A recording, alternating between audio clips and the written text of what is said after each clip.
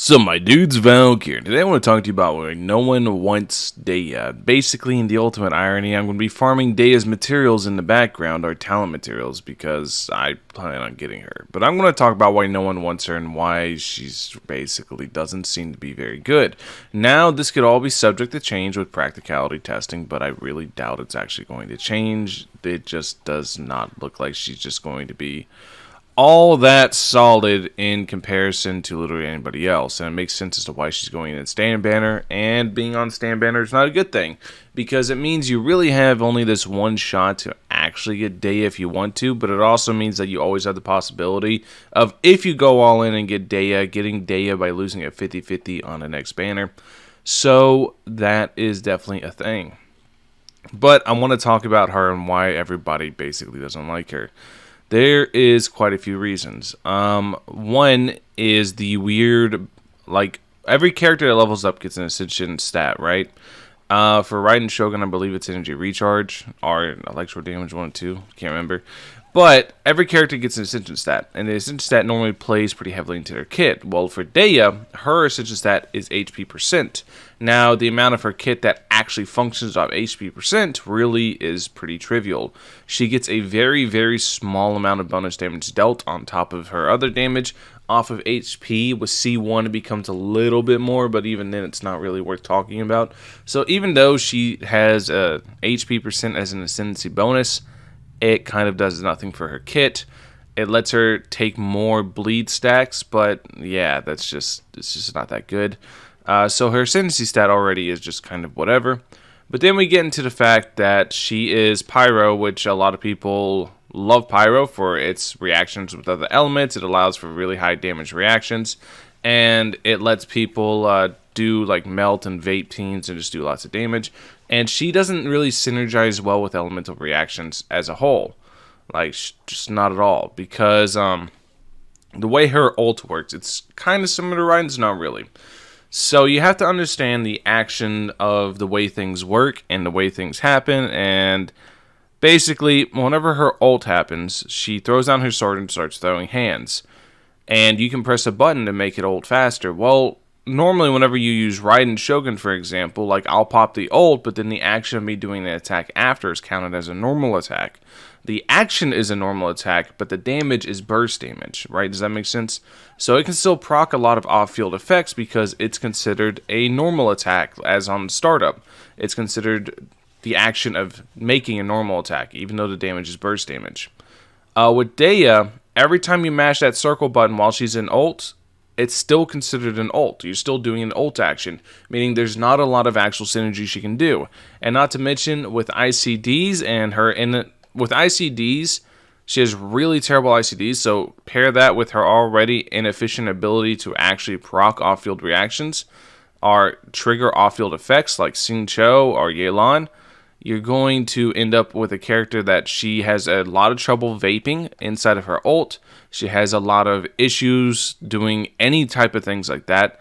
She can't do melt. She cannot consistently proc elemental reactions inside of her ult because high ICDs as well as an inability to just trigger stuff. So that's also a thing. Then we go into her whole gimmick, the whole skill. We go into basically how she functions with the bleed stacks, which is fine. One, her field that she puts down, like, Zhongli has a shield, we all know that, but Zhongli's shield has more than 100% uptime. If you watch the cooldown timer on the bottom right while I sit here and talk, you'll see it's going to come up off cooldown while the shield's still going to be up. Dehya's field, while offering less protection and offering less stagger resistance than an actual shield, the field, it does not have 100% uptime, meaning you can't consistently protect your teammates using Dehya, so Dehya has that issue going for her as well. So, there's another fact. Dehya just simply doesn't have very good cons except for her C6. Her C6 is pretty damn good. Outside of that, her cons are just okay at best. Then we get into the fact that her actual bleed mechanic, it's just, like I said, it's extremely inefficient. It's the fact that you don't need to do it, because in the end, why would you want to take damage whenever you could just pop a shield and just not take any damage? Low multipliers on everything. So even though you're building her on attack, even though you want to go full attack on her, because you do, believe it or not, even though she has some HP percent to multipliers, they're genuinely so low that it doesn't matter, because split scaling is never good. It's just not. Split scaling is really bad. Although I think she has more like additive scaling or dual scaling because it's more HP plus attack. But in the end, it doesn't matter. It's regardless because her scaling is genuinely really low. I think there's some potential behind her ult to do pretty good damage, but that's going to remain to be seen because on paper it looks genuinely pretty low as well. So we get into the fact that she can't really function as a shielder. She can't function as a replacement for shields. She can't function as a lot of things. She's more so trying to replace what a shield essentially does on your team while being a little bit of a hybrid DPS, but not really excelling at that either, just kind of being okay and not being able to proc reactions virtually at all. Now, there is a couple good things about her. She is able to apply off-field pyro, which is nice, but it's at a 2.5 second interval, which is insanely long. It has a very, very long internal cooldown on top of an already just okay type ability, right? It's basically Albedo's flower, but it's on a 2.5 second cooldown currently. This could change, but that cooldown is insane. But the ability to off-field or apply pyro off-field is actually pretty damn good, because then you can do stuff like Kazuha Swirl to give a pyro damage bonus to characters like Hu Tao. I think she'll be pretty okay with Hu Tao. I think that'll be like a good spot for her.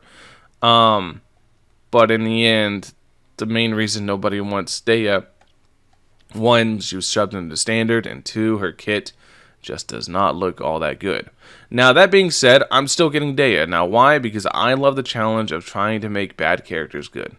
That's just it. I like the challenge. I think it's fun trying to optimize a build to try to make a suboptimal kit into a strong kit, because at the end of the day, this is Genshin Impact. It doesn't matter if a character's bad, you can still make them strong. That's just how the game works. I mean, well, with like Aloy, for example, with my Aloy giving her every buffer in the game, I get her to a point where she can do stuff, right? I can beat floor 12 with her, Spiral Abyss. It is definitely doable. 36 star. Now, that's a big question mark. I don't know. That would depend on the Abyss itself. That would have to be favorable towards her. But I can definitely beat it with her on one of the teams as like the main focus of that team. That's definitely doable. It's much easier to just use other characters, take less investment. You don't have to try so hard. But I enjoy the challenge of trying to optimize and making a pretty much a low character or a not so good character, try to make them as good as I can. I enjoy the challenge of it. Anyways, that's the video. Hopefully that explains to a lot of you guys, because I've seen a lot of confusion in the comments as to why people don't want Dehya. If you guys have any other reasons you think I might have left out that I described inside the video, let me know in the comment section below. If somebody can compile a list, I'll probably pin it. But as far as I know, these are the big reasons. Just low scaling, just not good kit, etc., standard banner, etc. Bunch of reasons now. Anyways, let me know what you guys think in the comment section below. Thank you guys for watching. Catch you guys in the next one. Peace.